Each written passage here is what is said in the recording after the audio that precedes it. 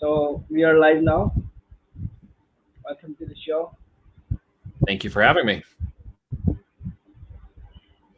It's an honor for me, to be honest. Oh, thank you. Very kind of you. Hopefully, we can provide some value today for everybody that's listening and So share some knowledge and wisdom or whatever else we're going to share today. All right. yeah, I really appreciate that. So here you are here today, guys. The guy who is actually gonna share the eight-figure formula with us is here today with us, and he's going to share eight-figure formula, how to make money. I mean, I would say more money. Hmm. So let us ask him. Please introduce yourself and please let us know the formula that you are using Sure. with your Amazon system and to make more money for your clients. How did you start it Okay. and how did you found that formula, that secret? Yeah. Well, let's get into the content. We'll talk a little bit less about me and a little bit more about the things you might need to know to kind of 10x or get to scalability and profitability out of your Amazon business. And then maybe I'll salt in a few things about who I am as we go along. They'll keep it more interesting. So one of the things I love to make sure we talk about is one of the biggest questions I've ever got. One of the first things that ever really hit me square on a long time ago is the what the hello do I sell on Amazon? The big question that comes constantly, whether there are new products that you want to adapt to the market, or if there are existing products that you want to grow, brands you want to grow, profitability or expansion of profitability, and product portfolios. These are always questions people have. And a lot of times it revolves around the product. Just to make sure we understand what my perspective is now coming up on almost a decade of selling in Amazon's FBA market, is that product is one big component of an overall success in the brand. Obviously, each product that starts to gain success creates a brand, but I think it's more important we stay focused on the brand because the brand will serve an avatar, provide solutions to that avatar, and then so many other things you do in the marketing, the systems, the PPC, the ranking, and of course the organic traffic from listings or the product itself, and the momentum of the product and the growth of the brand will all come a lot easier. So there are really 4 steps that every seller sort of needs to know to take advantage of these kinds of things. So let's break down some of those steps. Of course, the first one is obviously go through at least a single exercise here. I've got about 12 of them. We won't break them all down today that I teach people, but one of the ones I like to get people into thinking about first, I call it the urban mining hack. And that is really looking and actually taking a conservative effort to look into your environment, look around you, to understand that not only you are an avatar, but the people around you are an avatar, and starting to identify the things, the activities, the stuff they're buying, when they're buying it, how they're buying it, whether or not they're buying on emotion or solution, whether or not the product and brands they can name are something that you can identify so that you can become a better aware seller and get yourself out of the buyer and consumer market and into the seller consumer market that really makes and helps you understand a very simple phrase. If you double the understanding of your customer, you will double your revenues. And as long as your product goes by the numbers correctly and you actually understand the profitable metrics you should focus on, the reciprocal effort is organic ranking is easier. ACoS will typically be lower over time. And of course, products will respond positively in the engine and the filing system that is Amazon. And so this gives you the opportunity to see products that are not necessarily in your current visible framework, the opportunities that are presented in that way, even crossover product opportunities, which I'll break down in just a second. And of course, understanding what the engine of Amazon's platform actually wants from you as a brand, and then not resisting it, like letting it happen. Like pineapple on a pizza, you just got to let it happen. So the goal here is to try to understand, these Yeah, segments. And so at first, it's an understanding that product selection is an environmental selection based on a particular profile or avatar. We tend to line our profile and avatar with the understanding that Amazon knows that 100 million of its prime users spend $1,000 minimum over a 12-month period. So what we want to do as brand owners is align ourselves with those prime member expectations so that those customers who are spending $1,000 on Amazon, they're not spending it with Amazon, to just be clear, are going to be spending at least that much with us when we grow our brand. So now we're looking at a 12-month run rate. So we want to look at products that have profitable metrics in them that will achieve those results. When done correctly, the marketing, the ranking, and the reciprocal aspect of this engine will reward you. It will reward you with better rankings. It will reward you with better advertising campaigns. And of course, the customers will be rewarded by getting a great product. So as we look to this, we simply don't want to sell anybody and everybody product like white label or me too products. We actually want to sell quality products that are better than, that give that expectation to the customer, where reviews would come in and say, wow, this product was better than I expected. This product worked better than I thought it would. This product was better than. This is some of the things you don't want to force in a business. There's things that happen organically and naturally when you properly serve the customer. And again, it starts with understanding your product. Let me give you an analogy. I had a call a long time ago with a guy who came in and was, at the end of the call, while giving him ideas like this to go into his environment and look for certain products, he gets to the end of the call and he says, okay, I get all that. I understand that. But what the hello do I actually sell? So while he sort of understood it, he was very frustrated by the situation. So the analogy goes like this. There was actual experience with this. A friend wanted to go buy a Ford Explorer. He decided that he wanted the particular trim line. He wanted the green one. I thought it was ugly, but more power to him. And so he wanted this particular car. He had it set on his mind. He wanted to get this car.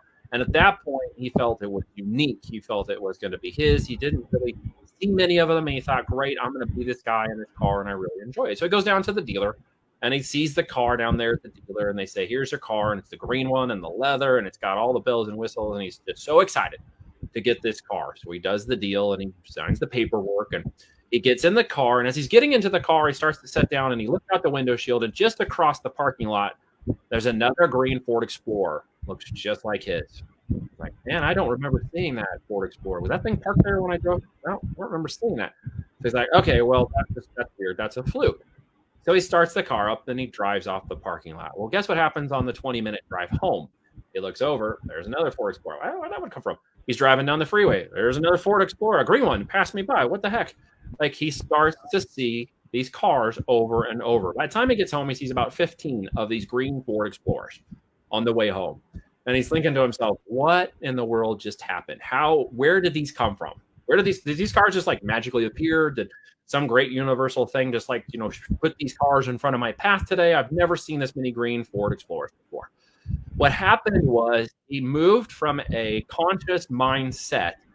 He took subconscious and moved it into a conscious place. He took his conscious and subconscious and inverted them.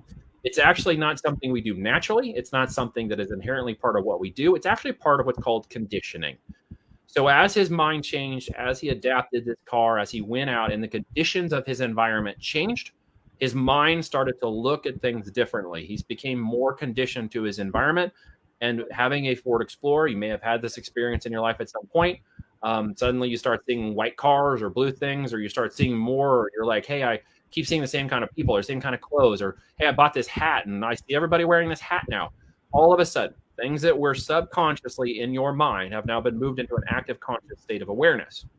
That's a big shift. It comes through conditioning. So as I get people to start thinking and looking into their environment, I always challenge them to find 500 products that they can identify in their environment in 21 days or less. Now, it may not sound like to your brain that makes sense. You're like, hey, I can't find one product. I can't think of 20 products. But when you look into your environment, when you go out into your world, when you start to really look and move conscious thought into a conditioning aspect of your day, your week, and your month, the products will start to appear in front of you. We call that our most list. The most list of products that you can possibly come up with. Okay, all of these products. First level analysis.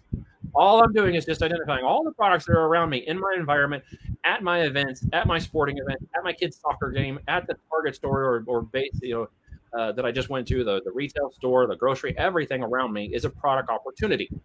And what you may not understand about Amazon just yet, or maybe you do, is with over 600 million products on Amazon, and over 70% of those being third-party sellers, you do the math. the majority of products you've purchased or being purchased are coming from third-party sellers, meaning you have an opportunity to sell one of those products. So once you start to identify that list, you need to do a second level analysis. Okay? We're still answering the question, what the hell do I sell? Now, at this point, you wouldn't just take a particular product and go throw it in Amazon because we don't know if it's profitable. We don't fully understand the market and competition yet. We've only done a first level analysis. It's a product. Somebody bought it. It's in the environment. I've now become aware of it. Okay, now what do I do? Right. So next I'm going to look through and we're going to do what's called going by the numbers. People get very confused at numbers. They throw all kinds of numbers. Well, it's got 80% gross margin, so it's going to be profitable. Well, not exactly. I've got the ability to get it sourced for $4. I can sell it for $29. Okay, well, is that really profitable? Is that gross profit, gross margin, or is that actually net profit? Do you actually understand the differences in those terminologies? My experience has been many Amazon sellers do not understand that. And when they do finally recognize those numbers, it's 4, 5, 6 months into the process, they're not making any money. They still are going to pay taxes. They're not paying themselves. And all of a sudden, all the products look bad and everything sucks, right? Like, oh, this sucks. And then because they didn't understand, they blame the coaches and consultants. They blame Amazon. They blame the world. They say this product sucks. Nobody wants it. I can't make any money. My A costs and TA costs are too high. The whole thing is a sham. The whole thing is a scam. That's not an actuality. They didn't start with the right mindset. They didn't look at it from like a 6, 7, 8, 9 figure like that. So let's go look at it from that perspective, okay? When we look at the product from that perspective, here are my minimum requirements that you should consider when you go buy the numbers. Now, everybody's number is going to be different. Okay? This is just the way that I approach the market. When I approach the market, I'm looking for a product that has a minimum, okay? Minimum of $12 in net profit. That means that I have adjusted cost retail of sourcing, my A cost for marketing, advertising, my shrinkage and returns, my cost of advertising, my landed cost of the product. And at the end of that day, when one unit of that product sells, I will put a minimum of $12 in profit in my pocket. Okay. When I adjust that product expectation, my product research environment suddenly changes. So my second level analysis of this most list of product ideas is to just go out very quickly to Alibaba, 1688, or other locations, even Google Shopping, and just say, can I find a product like this that I could remotely pick up and sell over here on Amazon, and could it be profitable? Just first level analysis. Could it be profitable? Just initially, does it look like it's profitable? And if it doesn't, then I'll put it to the side. If it does, I'm going to add it to what's called my more list. More profit, more opportunity, more appeal, more upside, more customers, more options, more variations, more everything. Okay. So at my third level analysis, I'm going to determine profitability. Okay. After I go through an analysis of this product, after I've looked at the competition in the market to say, can I identify 4, 5, 6 or so other competitors who are selling a product like this, I want to move this product number into a position where I can compete with them, but I'm not looking and tasting like chicken. I don't taste just like them. I'm not a Me Too product. And do I have the opportunity to make that unit profitable? Okay, I'm going to go through that next level analysis, the competition analysis, the market analysis, okay? And then I'm going to come down with a good basis point that says something very similar in this equation. Similarity plus familiarity equals profit, okay? And it also equals trust. Trust in the marketplace. So when I'm looking at a lot of failed sellers, I'm thinking of a lot of failed sellers who are selling Me Too products. I'm looking at a lot of failed sellers who are sellers that are out there doing a lot of retail, online, arbitrage, wholesale, etc. I'm talking about brand-driven, brand affinity, private label, and business building. I'm going a very different direction with this whole model. Not a side hustle, not a hobby business. Like, how do I actually turn this into a quarter by quarter annual run rate of growth over 12, 24, 36 months? I'm approaching it from a completely business-oriented mindset, okay? And hopefully you guys are picking up on this today. I know there's probably some comments and stuff, and I would love to address those, and we will as we go through. So if you're asking questions and stuff, please don't think I'm ignoring you. As we go through that analysis, thank you. As we go through that analysis, we're looking at the profitability. Why? Because I got to pay myself. I've got to make sure the business runs, and I want to make sure I'm focused on serving that avatar, but not in a pure profit capitalistic model. Anything that flips products, this is my opinion, okay?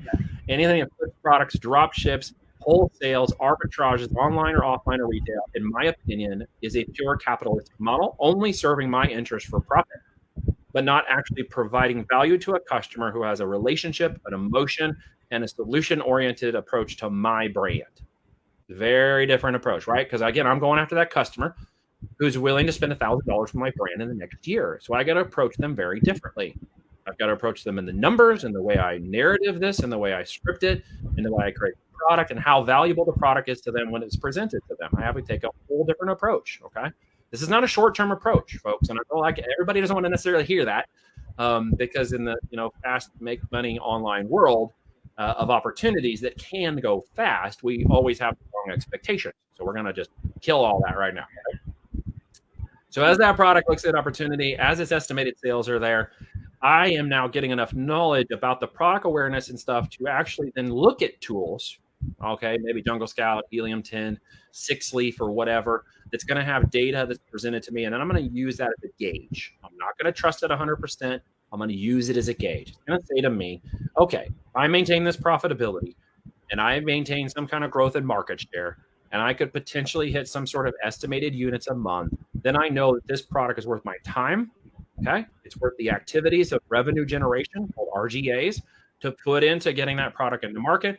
And therefore I understand that the money I'm going to put into this endeavor, okay, is money that I see a reciprocal amount of time that I'll get back. As I see that in my alignment, then I'm going to pencil that product in. It is officially penciled in, of course, when I source the product, a good product that matches up with the profitability calculations. And it's called our green light spreadsheet. If the green light spreadsheet for our 3 profit calculations comes in and is all green and all of those other things in the more list combined, we're going to test that product. Okay. Not going to go buy 5,000 units of it. Not going to go do a Hail Mary pass. It's called micro investing in products. So, yep. So I'm not going to go and spend $5 million on one company. I'm going to take $1 million and spend it on 5 companies. Why? One of those companies will outpace the other 4 and return all of my investment plus some.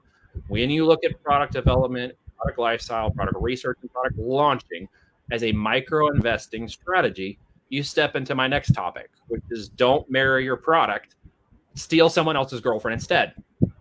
So you can ethically steal their traffic. You can ethically steal their availability of the product and market share inside of Amazon within the terms of service, not doing anything illegal, not fake reviews, none of this crap. But you can go in and start to dominate their market share away from them. Okay. And as you do that and build that brand and grow that, you should understand that no product is married until the product proves it can be married. And there are plenty of girlfriends in there to go test out before you decide to marry one. Now, again, I'm a married man. This is just an analogy. I'm not talking about cheating on your girlfriends, just to be clear. I'm talking, or your wives. I'm talking about products have to prove themselves before I trust and put any interest and emotions into that product. It is a purely data-driven validation. And once it responds positively, I will then put some emotions into it. But until then, I won't marry it. So let me give you an example of how this can work. We had a case study. Okay? We had a product that we went to market with based on a product that I literally happened upon in my urban environment up one night, feeding my baby, my 3rd baby, a bottle at 3 a.m. in the morning. And there was an infomercial that came on for a product. Infomercials, having a friend in this market space, Kevin Harrington, who does infomercials, he invented them. I know that it costs at least $750,000 minimum to $1 million just to launch the dang thing. And that's not even all the full marketing and stuff you have to do. So when I saw this product on an infomercial, I'm thinking, ding, they spent a lot of money just to get that product, even in the market at 3 and 4 a.m. in the morning. So I'm thinking, okay, there's a concerted effort, a need. They've done a market analysis. Could I follow them? Could I come in second? It's okay to be number 2. Like, yay, number 2. So I'm looking at it and I'm thinking, wow, this is a really interesting product. So I get up the next morning after I've slept because my kid had me up really late. And I called up my partner, Reed, and I said, hey, man, you got to check this out. Look at this product. Go check it out. They've got some presence on Amazon, but they're spending a lot of money in the marketing world right now to bring some presence to this product. They're not really doing a whole lot on Amazon, quite honestly. So they were a company called Seat Pets, and they had developed this plush pet doll that would go in the car. And it would go through the, straps in the car for the seatbelt. It had little carriers for crowns and things inside of it. And the kids could sleep on it and they could snuggle it. And it was a part of their experience in the car. So they called it Seat Pets. Well, we looked at the difference. Reed came back and he said, hey, you know what? We can cross this niche. Let me give you this idea. And I was like, okay, we can take this baby automotive style thing for kids, cross it into more of the baby niche by aligning it with anime. So anime was popular. Anime is big, the characters, the eyes, the look and the feel of an anime. So we crossed those two niches over, okay? And we ended up with a product that literally had an anime look and feel to the face. It was still following the same product, but we innovated. Okay, we just did an innovation on that product, and we got a Hail Mary pass. We were like, we knew this was going to work based on how much money they were spending in the marketing. So we got 2,000 units immediately. We had them design anime figures, and in less than 8 weeks, we sold 2,000 units with no marketing, no advertising, and no other launches. We simply put it in the system. We went straight into Amazon's system, and the amount of advertising, okay, we kind of ethically stole their advertising from them. We had a higher price point. We were crossing two markets of value. When people saw our product and at a higher price point, they're like, we want that one. So that thing just started flying off the shelves. So we ordered another 2,000 units. That went flying. We ordered another 2,000 units. And I think it's important to understand this was not during a holiday time period. This is not during an elevated market sales. This was just marketing. This is literally piggybacking ethically on someone's product, okay? So we didn't marry any product. We stole somebody else's girlfriend. We stole their marketing. We ended up selling that brand later on for a good price because it continued to grow and we expanded it out. It did very well. And so the goal here is to understand, test fast, fail fast, look for opportunities to cross over evergreen opportunities that are there that you just are right in front of you in your urban environment. You just have to be willing to see them differently, which again is moving subconscious thought into conscious conditioning and activities of conditioning your brain to see those products. It takes 21 days. You got to be involved in it every day. You got to train, okay? Train your brain away. When you do that, those product opportunities are sitting there constantly, all around you, all in front of you, all the time. So when somebody says there's not a product you can sell on Amazon, it's all saturated, it can't be profitable, somebody's going to steal your market or steal your products, blah, blah, blah, blah, it's really not true. It's probably trying to sell a course or market you away from some other thing or whatever. It's really not telling you how it works. Right? So at the end of the day, the opportunity is there. So how do we actually get that to sell in the system? It's understanding something very similar about Amazon's system that most people don't quite understand. So let's break it down. That is, Amazon might be a river. We all get it. Amazon River, fun time. But it's actually a filing system.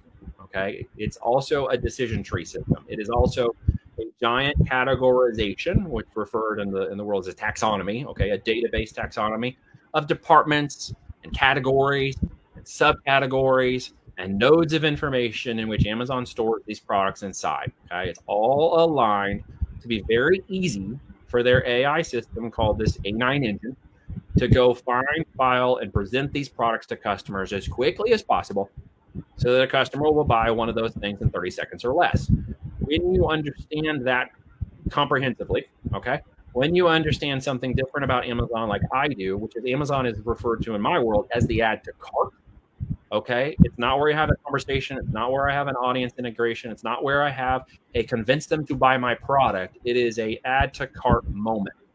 So at this point, all I'm doing is reinforcing their existing buying decisions very quickly. I am not trying to sell or close them. So many sellers make this mistake. Someone has had this conversation with them already. They've had it with a referral. They looked through other products. They did the audience conversation somewhere in the Facebook world or somewhere out in the other world, and they came to Amazon to buy the product, not to be convinced. So when they're looking for my products, they're looking for a different value statement. So the system of Amazon's engine, when you understand that, then you understand things like Amazon's node system, which is at the bottom of that filing system, where products align with what I call tier 2 and tier 3 product avatars. Each avatar in a platform system for marketing has 3 levels to it. There's the customer willing to pay $19.99 for something like a bike seat. And there's a customer who's willing to pay $69 for a bike seat. And there's a customer who's willing to pay $199 for a bike seat. They're all the same avatar, all the same product type, but there's differentiations in the value or the affinity of that product. And they're all on Amazon.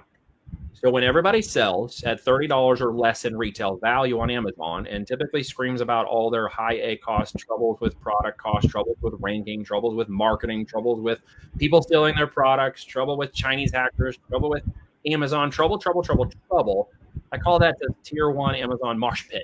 It's where the sweaty mosh pit of all the sellers are beating against each other. You can look in there and see the 6-foot biker sweaty people beating each other up and banging their heads and coming in and knocking each other all around. And I like to set up in the box and watch that because I don't want to be involved in it. So I'm at the tier 2, tier 3, and that's typically products $30 to $50 to $99 or $199 or up. So there's 3 avatars. So instead of selling the $19 bike seat, I'm going to sell the $69 bike seat. Then I'm going to sell the $199 bike seat. And then I'm going to repeat that process through every product and every brand type I have. Okay. And when I compete at that level, what am I getting? I'm meeting my minimum net profit or greater. My averages net profits are $25 to $45 in net profit per unit. And I now can go in and correctly market to that avatar. I no longer scream if my A cost is coming in at $35 on a $45 profit unit because I'm going to buy up all your competition. And if you wonder why some of your marketing activities fail, if you wonder why you suck at ranking or you do a marketing and it goes up and comes back down, and you wonder why you're trying to struggle to gain market share in a position, might be because somebody like me or somebody I trained is in the crap out of you and taking all your customers from you. And you're not going to win with me in that mark. You're going to have to outmarket me, outmaneuver or innovate against me and provide a better product than the one I have in the market. Or guess what? I'm going to not just beat you. I'm going to stay there for months. I'm going to stay there for years. And I'm going to dominate that whole niche. And you're never going to break into it. Keep moving. Does that make sense? Makes sense. Totally okay. Makes sense. So I'm going to pause on that. I've unpacked a lot of things. I have one more topic to unpack, but that's a lot. And to understand how that ranking and engine comes down, I'll give you one pro tip. It's called ITK. Okay. The item type keywords are the super keywords that are actually the most buying, hyper relevant for your product, for your listing, for the avatar I just discussed. A lot to unpack there, but I'm simply just going to say that in relevance to the filing system that is Amazon. If you are not in line with what Amazon wants you to be in line for, you will simply not get the visibility. You will simply not get the reach inside of their systems, and you won't get access to the millions of page ones for your product because the engine will not propagate you through the rest of the system. It will limit you, and it will limit your reach and your exposure. And you will never grow past certain points until you meet those metrics of the engine. And when you do, it opens up the keys to the kingdom. Okay? There's a lot to unpack there. So I'm going to pause for a second. And I'm going to see if there's any comments or questions or thoughts, Wasim, you might have that we want to stop on real quick before I keep going here. And I got one more topic to kind of wrap this all together, but let's dig in here real quick. Any questions? There's one question. First of all, they're saying hi to you. Okay, and someone called you Great Mind as well. Let's answer this. This is for you. Yeah. So literally, okay. Go ahead. Sorry. Go ahead. I'm listening. No, go ahead. Well, the answer to that is, look, I don't need to go off of Amazon to sell people on Amazon. I need to be on Amazon where the people are buying. All the data that I need to sell to 6, 7, 8, or 9 figures is on Amazon itself first. So just to be very clear, when I challenge my people to grow and escalate a brand on Amazon or to mature or turn around a low profile, low performing brand, it is to get them to maximize the current market share they are missing on Amazon. It's a scarcity mindset that says, and I'm not saying this to the person who left the comment, I'm generally talking to the entire group. It's a scarcity mindset that says, I do not have more opportunity, more money, or more profit to make on Amazon.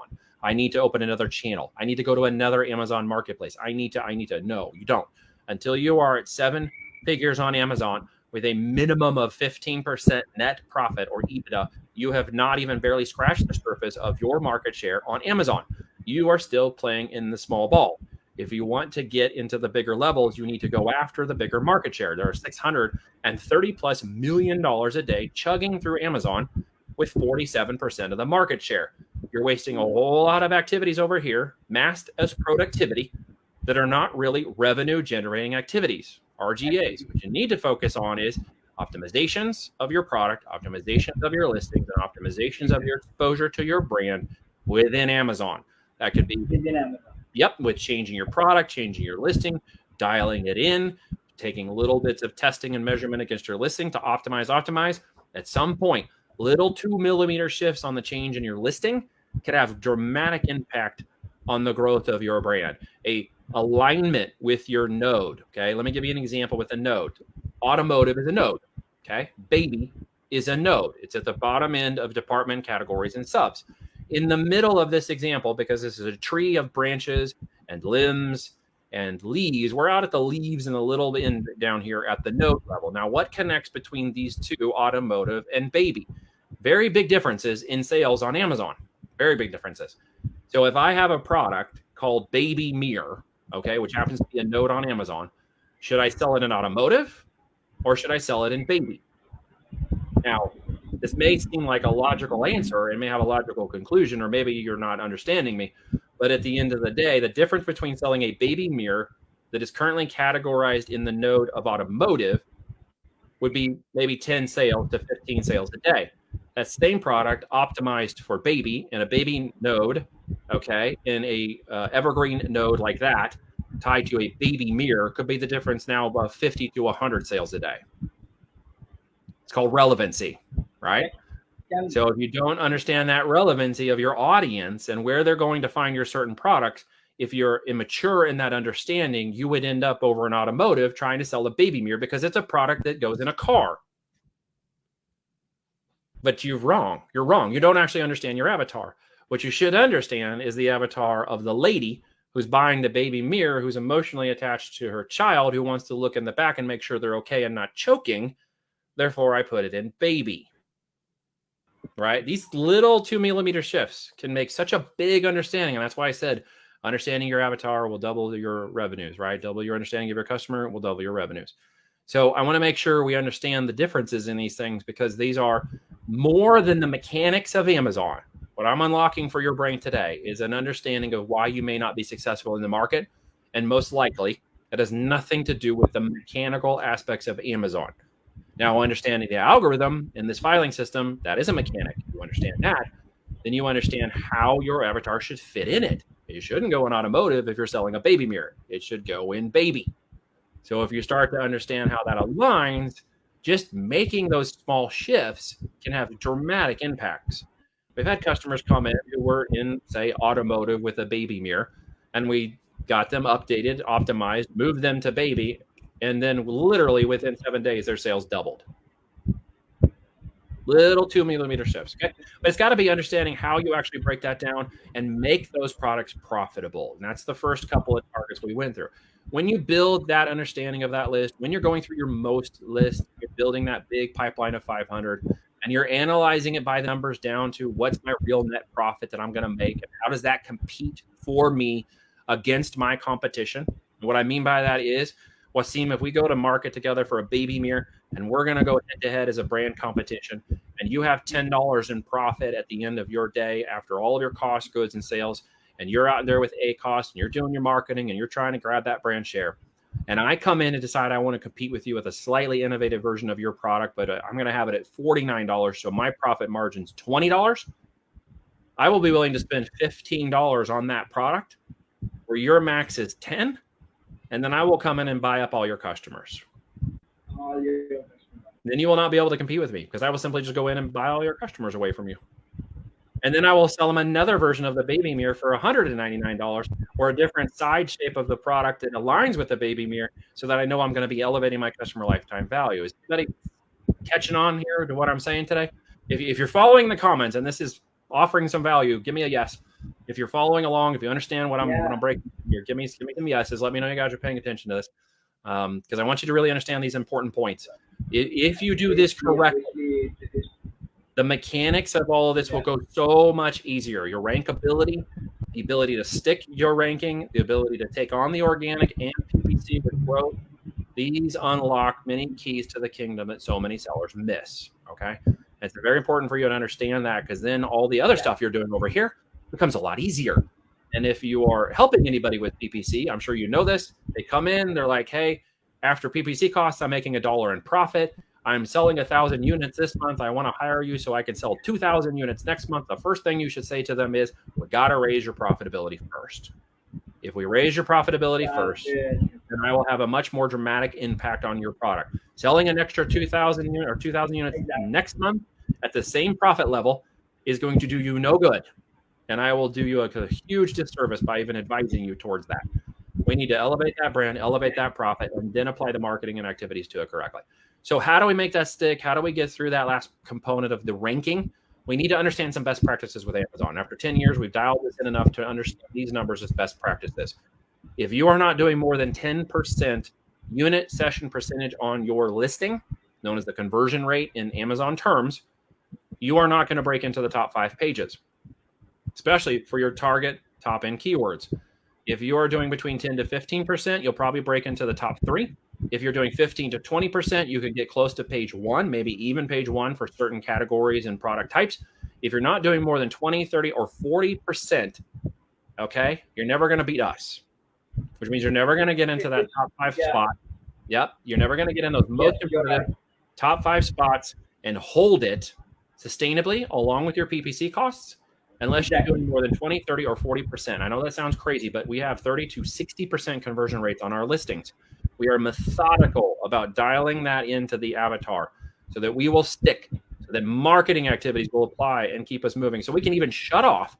We did a whole case study on this in our group last year. We shut off all in one account. We shut off all of our PPC campaign traffic. And then we watched and waited to see what would happen. You know what happened? Month by month, we continued our position, even with all the PPC. We just gained back the profitability that we weren't spending on the PPC because that 15% plus came back to us. What we noticed was we unlocked something about the algorithm that we didn't know previously. And we were willing to take that risk in order to prove that case study. And the case study literally showed that in 3 months, we didn't need to turn on the PPC. By month 4, a couple of the products started to reduce. Okay, it started to slow down. What did we do? Fired the PPC campaign back up. Okay, PPC campaign back up. What happened after that? Product ranking went back up, turned it off again. So once you get that sustainability, once you get that momentum and the engine is rewarding you, once you're dialed in with your unit session percentage, at the end of it, you can stay there. So much more becomes more powerful. And then what do? You obviously diversify and you grow, right? So that's a big, there's a lot in all of that. What does this all wrap into in terms of the kind of the final topics? What I call the platinum principle. It's understanding that these businesses, when you do them correctly, when you build the foundation, you cash flow this business is worth more in the end when you sell it than at any time during the business building phase. So as you grow this foundation, as you grow these profitable products into profitable brands, those brands become worth a lot. Yes. In 24 months, you get 3 to 4x on your business when you do a great job with this. Okay. Amazon only channels could do 3 to 4x when you have a great profitability margin, minimum 7 figures, minimum 15 to 18%, or way to get through to 18% or higher on your profit. If I'm the buyer, I'm looking at it and saying, okay, you may be at 14%. How do I get you to 18%? If I can see myself doing that with that business, then I would consider that a potential good buy. If I can't see that, if I don't see the upside potential, if I don't see the scalability, if I don't see the operational independence, I have no interest in that business. I don't want to get involved in somebody else's job. So as we look forward with this, the platinum principle is understanding that the building of the business and the exiting of the business actually is the business model. And that's like one of the biggest secrets I've ever unlocked for the e-com model. And that is growing and exiting, growing and exiting. You can sell the brand, you can sell the products, you can sell the whole business. You can continue to develop. You can stay in here with my ADHD constant going brain of multiple activities. I have hedged into this niche and stayed here for 10 years because I have the ability to keep creating, moving brands, launching brands, and challenging new things in this sphere of control without going off and doing something so radically different that I'm going to spend a lot of time and effort and money trying to figure out how to get it done. Instead, I'm going to stay right where I'm at, and I'm going to keep growing and building and growing and building.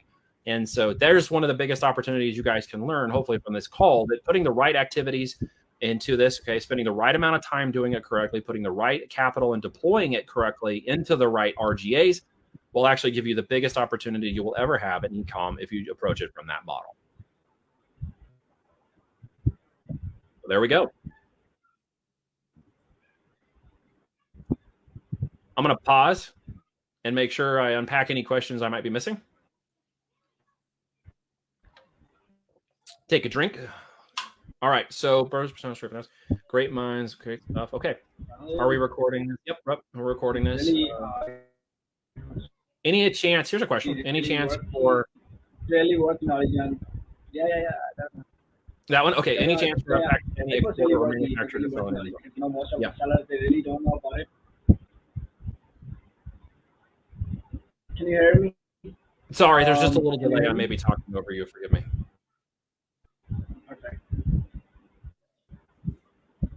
I'm reading back up through the comments to make sure I didn't miss any questions that we went past.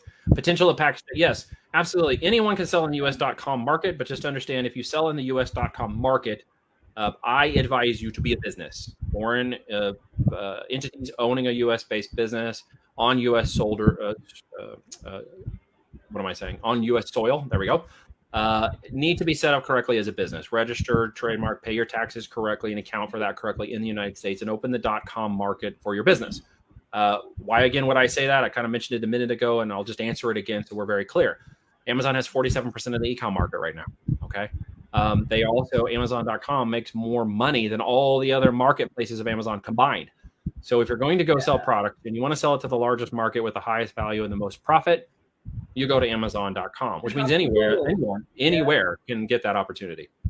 Yes, you're totally absolutely right. And these are the things that you have explained. It was really worthy. Even most of the sellers they don't know about it. They started with $1 or $2 profit, but it's not gonna make them rich. It will be a small business and they will survive at the end of it. Even they cannot survive with PPC. CPC is rising every year. There's so many things that competition is there. Chinese sellers are there. How Yes. could they compete them? No, it's not chance.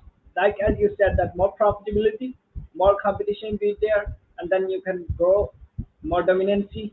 The product development part that you have explained, don't go with 5,000 units unless you know that the product is really gonna work very well, Correct. and the unit percentage, everything that you have explained, that I would say you nailed it. It's a very deep knowledge that most of the sellers they really don't know about it, and they start the business by just watching some of the posts, like some people they Yeah. are making money, but they are not going deep into this. I think somebody should, if somebody wanna start the business, he should consult with you personally. I mean, they should take your consultation. To be honest, Well, thank you. That's very kind of you to say that.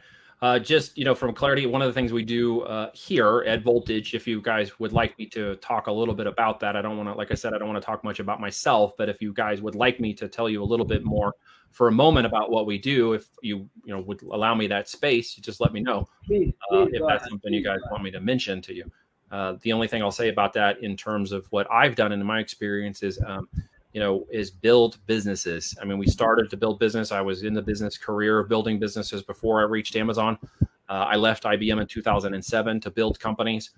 So I've been in the market of building for a long time. I actually dropped out of college because I wanted to go into international business and e-commerce. So my third year of college, I'm like, well, I'm out of here. I don't want to program Fortran and C++ or get into any of that nonsense. I'm dying a horrible death inside of college. I need to get out and run.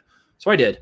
The one time at that point I could go was either academia or corporate based on, my age and the internet literally coming out. I'm not that old, but the internet was like exploding in my third year of college. And because of that, it was like, well, I stay in academia where the internet is and where the money's being spent, or I go into the corporate world where they're spending money, learning and adapting. And so for a better part of about 12, 13 years, I was in the corporate world.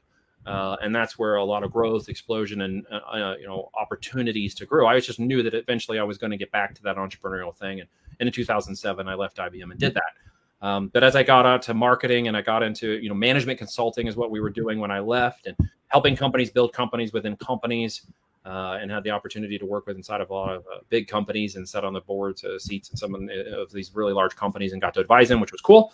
But when I actually discovered affiliate marketing, specifically for mobile, that's when I really got turned into the kind of lead gen engine person that I found my niche in the numbers and the buying and the affiliate traffic. And then I was making a lot of money for somebody else's products. And I'm like, well, shoot, I should be building my own brands. Why am I not building my own brands? So I started to transition into that. And someone happened to say, hey, have you seen that you could sell on Amazon? And I'm like, oh, cool. I didn't actually know that. If it's anything like eBay, I don't want to do it.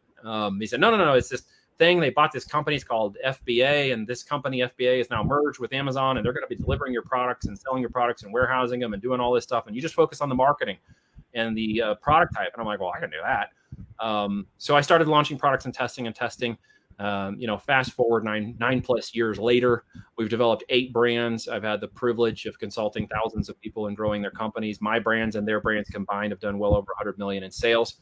On this channel, we have a lot of in-depth knowledge and experience and case studies and verifiable case studies to back up everything I say. And so we've got into building companies, and we just happened to be in the opportunity. I met my partner during that about 9 years ago. my business partner in that, and we've been involved together ever since. And he was a business builder who happened to come across the opportunity for that, and I was building businesses and came across it, and we said, hey, why don't we look about building businesses together? So we were building businesses that ended up being an e-com that just happened to be on Amazon FBA as the first platform we chose to test that out with. Later on, you can go and obviously do direct to consumer, Shopify funnels, etc. You can extend your Amazon brand out. Just be careful to make sure you do your due diligence up front, because not all products you sell on Amazon actually do really well in the DTC world, which is direct to consumer. So you got to make sure your products have the ability to move direct to consumer, or you're going to just get channel locked on Amazon. Yes, exactly. People don't understand that. Do not stick to one, or just start from one, but do not stick to one to get more success, to make more money, to be a more big brand, like a big name in the market, and on the long term. Well, I mean, it has to do with really getting into the brand avatar, understanding your brand. When you discover the brand avatar that you're being successful with and you're serving and you're giving your products, what you will find very quickly is there are more product ideas and directions you can take than you could ever do in a lifetime. So it literally comes down to just time and money and continuing to hedgehog. The phrase I like to borrow is success is boring. When these businesses get running and their brands are growing organically, and the AI is automating the PPC, and you're working through optimizations of logistics and marketing, and continuing to identify products, most of my people who reach those levels are spending 5 to 7 hours a week. And that's it. Because at this point, brand adoption is growing, brand growth is happening, and they're just riding in the CEO space. They've truly become a CEO operator who doesn't need employees. They usually have 1 to 2 virtual assistants, and they're running 7 multi-7-figure businesses doing it, and continuing to expand. So that's one of the things I love about this, is it has allowed me over that time frame to create a lifestyle that I wanted for my family and my girls. We have 40 acres in the country. We homestead. I got a garden that's 1,500 square feet of organic heritage seed garden, and we have property with ducks and chickens and a big thing we do out here, and love 4x4 and getting out in the mud out here in the country. But my lifestyle has now positioned itself where my business is a part of that. So I didn't actually start and get involved in doing these things so that I could have a lifestyle. And it's very important to understand this, because a lot of things I've talked about today are mindset related. If you start the business with the idea of making money will drive my lifestyle, you are going to go into a pure profit model, which is only self-serving. And what I want to challenge you today is look at it from any position you're currently setting in. You can look at this as a lifestyle opportunity, which starts with changing your mind, changing the way you look at products in your environment every day, conditioning yourself and training yourself into a new way of thinking about your opportunities, and then building towards that business that will allow you to maintain, grow, and challenge that lifestyle into a new adventure for yourself. When you take it that direction, your success will come faster and be greater than if you just run in a self-serving profit model. So I developed Voltage to extol those things. The culture around my mentoring is there. We only do mentoring. We do not sell courses or programs. This is business mentoring first. And then from business mentoring, it talks about e-com, and e-com starts with Amazon FBA. And from there, we then move it into retail, wholesale, multiple channels, distribution, et cetera, and expand those brands out. So my whole culture, my mentoring, it's exclusive, it's application, it's invite only. I've gotten to a place in life where I don't work with everybody. I don't want to work with everybody. I don't have to work with everybody. That's not my only business model. I have software, I have brands, I have other divisions of our company that are doing mobile solar trailers and things. Yeah. A lot on my plate that's not just involved with mentoring. So mentoring is one component that allows me to fulfill my big, evil, capitalistic agenda. Not a pure capitalist, but in a capitalist agenda. You ready for this? Big, evil, capitalistic agenda. If you are qualified to work in my mentoring with myself and my team, and we raise your brand up, the goal for us is to exit that brand. There's more money at the M&A stage of that brand than, again, at any time during that business building. We run in a seller broker position with our people. We take them out to our portfolios group. We give them an opportunity to meet our investors and our friends and people who have the money to buy these. And, oh, by the way, when they do buy them, the expectation is that Voltage is going to manage them. So as we are in a win-win-win capacity with our clients, meaning that we win when their company's profitable, they win when the company is profitable and sell. A buyer wins because it's a great business with a lot of profit and upside potential. Then they want to come back and say, well, you manage that because we want to take it to 5, 10, 50 million a year. And they're going to put 500 to $1 million into developing the business out. And Voltage is going to become the management of record, which we call our Voltage Amazon Account Management Service Team, runs that business for growth for those individuals, giving them an opportunity to scale with more capital than they necessarily have time. So that's how we do things. We go very different in the way we build our businesses and model. And so if anybody would be interested in talking about that with me, it is an application process. I can't help everyone. I'm not trying to help everybody. That's not how this works. So don't take any offense to that. But you can hit me up on Facebook. I'm over there in the group. You're welcome to talk with me. Just don't come at me hard and don't try to pitch me. That's not how this works. I'm not going to do the same thing for you. We're going to have a conversation and see if anything. What I'll do is I'll post the video on YouTube as well, and I'll mention that somebody specifically, not everyone, but specifically for like they want consultation, they can hit you up, and Yep. Both of you can look that you are perfect match for each other or not, and I'll mention in the YouTube description. Awesome. Well, thank you for that. And I appreciate you. And I'm honored that you allowed me to come on and share with you all today. I hope somebody got some value from this today. I've enjoyed the time. Yeah. I'm grateful. To be honest, this is the value you have provided free of cost, and the people they are charging thousands of dollars for this. To be honest, I know because I have did this before, and I was looking for some info, and I reached out to some experts. But to be honest, this info you have given it's free of cost, and definitely the people they are here. I think they get a lot of information, even free of cost. Free of cost. So I mean, it's a pure gold, pure gold. Thank you. Appreciate that very much. If I missed any questions that need to be attended to, or anybody that has something they want to know, let's wind up, and definitely I'll post it on YouTube, and then let's see how things will go. Fantastic. Well, I'll be available for that, so I'll check in on that later and let me know. And if I don't get your questions right now, I'll get your questions later, and we'll see where we go. But thank you, everybody, for joining. Thank you for your time. Thank you.